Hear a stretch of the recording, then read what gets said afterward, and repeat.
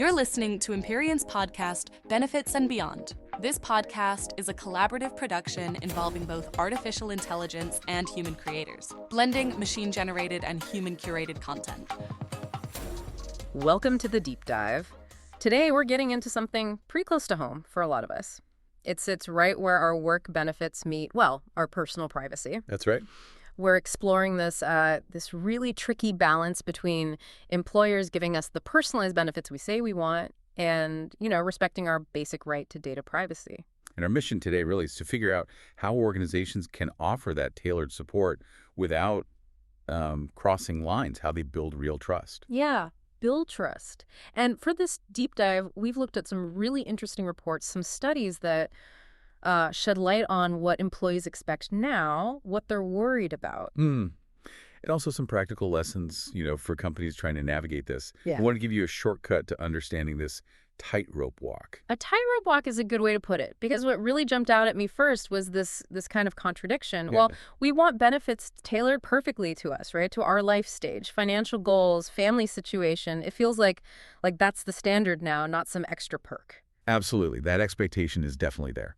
But then, and this is the kicker, almost 80% of us are concerned, worried about employers using AI or our personal data in ways we don't fully grasp. Right. That's the core paradox we're looking at. How do you personalize effectively and respectfully? Exactly. How do you even begin to untangle that?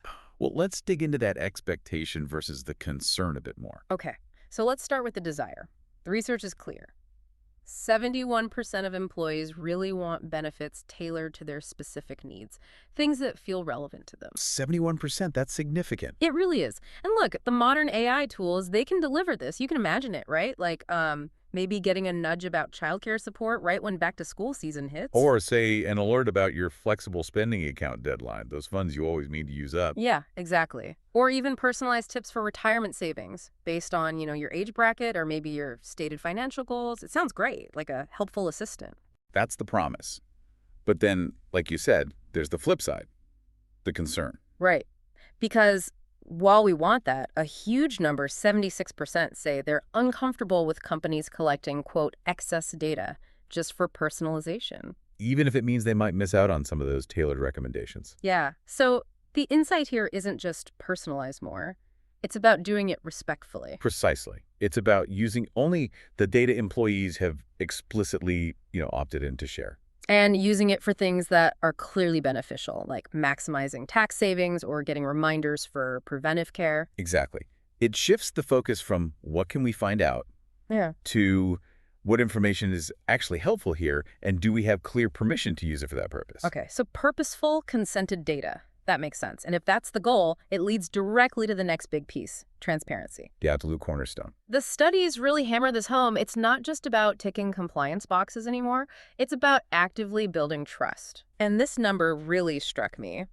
Nearly 80% of employees are more likely to actually use these tools if they get clear explanations about how their data is being used. That's huge, isn't it? It shows people want to engage, but they need that reassurance. So what are the leading employers doing? How are they building this transparency? Well, the smart ones are talking about it openly. They explain the AI tools, the personalization approach right from the start during onboarding, during the annual benefits enrollment. Just up front. Yes.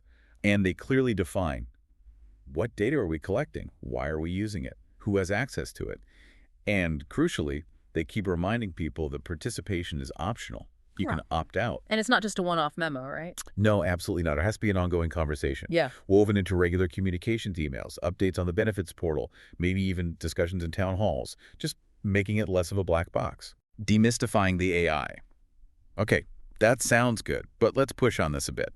Some might say, look, to get really good personalization, you need a lot of data. Is it actually realistic to have both deep personalization and strong privacy? The research seems to suggest yes, but how? That's a fair challenge.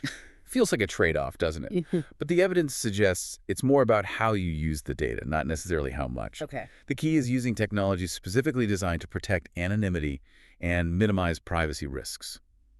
Think about things like virtual assistants for benefits. Like a chatbot. Sort of, yeah. Yeah. But one that guides your decisions without actually needing to store your sensitive health information long term. Ah, I see. Or another example is cohort-based recommendation engines. Cohort-based. What does that mean in practice? It means the system looks at anonymized groups. So maybe it sees trends among, say, employees in their 30s with young families, perhaps they're using childcare benefits or saving for college. It can then suggest those relevant benefits to you if you fall into that broad category, but without ever knowing your specific name or your kid's details. Yeah. It's based on group trends, not individual tracking. So it's about patterns, not people specifically. Exactly. And there's also predictive analytics that can spot gaps, like maybe a certain group isn't using preventive care enough, but again, without tying it back to individuals. And there's proof this works, not just theory. Oh, absolutely. The sources point to real-world examples. Accolade, they're a healthcare navigation company. They managed to increase preventive care use by 120%. Wow, 120%. Yeah, using AI guidance, but crucially, without storing personal health records themselves. Okay. And another one, Castlight Health. They use that anonymous cohort analysis we talked about, boosted benefits participation by 30%. 30% is significant. And they got a 3-to-1 return on investment while doing it. So the takeaway really is innovation can give you tailored support while keeping data secure and anonymous. It's achievable. Okay, so it is possible. But what happens when companies get it wrong? Because we know that happens too. Right. And the costs of getting it wrong. Yeah. They're huge. We're talking about privacy missteps. And the fallout goes way beyond just financial fines. Although the fines themselves are pretty eye-watering. There certainly are. Think about GDPR, the big European data regulation.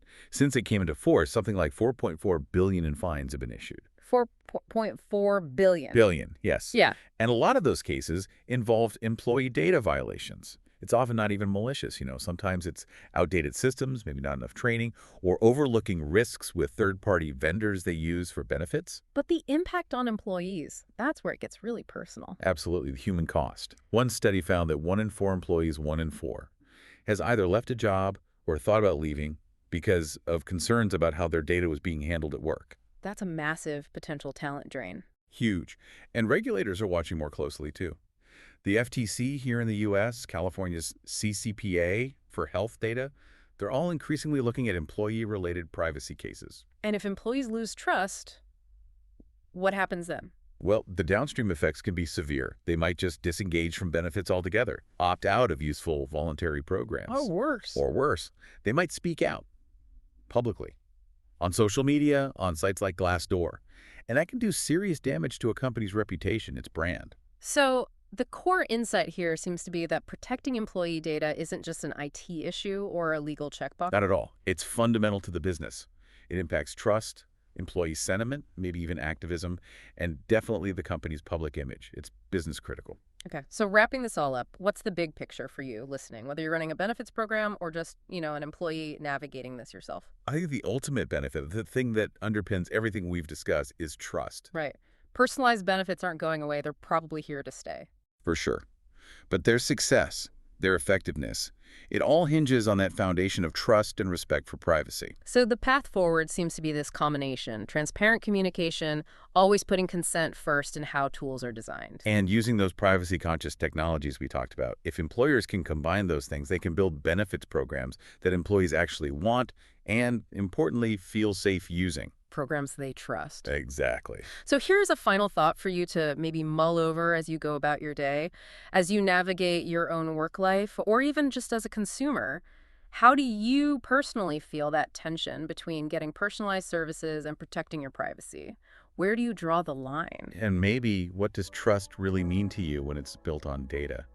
What's the ultimate measure of that? That's something to think about. That's all for this deep dive. Thanks for joining us today. If you enjoyed this episode, please subscribe and follow us on LinkedIn. We'll be back with more great content in our next episode.